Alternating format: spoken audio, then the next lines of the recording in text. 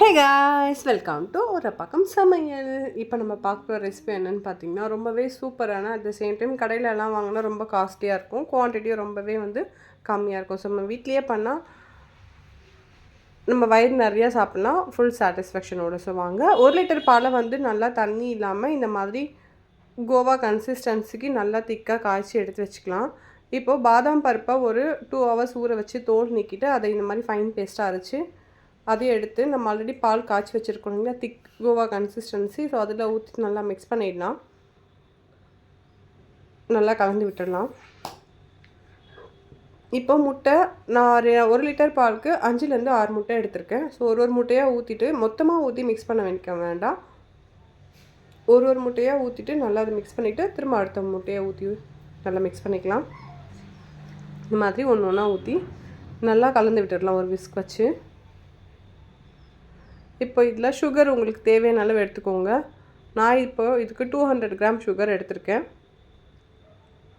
சுகருமே உள்ளே சேர்த்துட்டு நல்லா கலந்து விட்டுடலாம். ஏலக்காய் ஃப்ரெஷ் ஏலக்காவை பவுட்ரு பண்ணி சேர்த்துக்கலாம். ஆல்ரெடி பவுட்ரு பண்ணினதில் கொஞ்சம் நமக்கு ஃப்ளேவர் போயிருந்துருக்கும், ஸோ அதை நம்ம யூஸ் பண்ண வேண்டாம். ஃப்ரெஷ்ஷான ஏலக்காய் இருந்தால் நல்லா நமக்கு அந்த ஃப்ளேவர் கிடைக்கும். தேவைப்பட்டால் வெனிலா எசன்ஸ் சேர்த்துக்கலாம், அப்படி இல்லைனா நீங்கள் ஸ்கிப் பண்ணிடலாம். நான் கொஞ்சமாக சேர்த்துருக்கேன். இப்போ இதை ஸ்டவ்வில் வச்சு ஒரு 2 to 3 மினிட்ஸ் மீடியம் ஃப்ளேமில் வச்சுட்டு நம்ம இதை நல்லா குக் பண்ணும்போது இந்த கொஞ்சம் லிக்விடாக இருக்கிறது கொஞ்சம் திக்கான ஒரு கன்சிஸ்டன்சிக்கு நமக்கு கிடைக்கும்.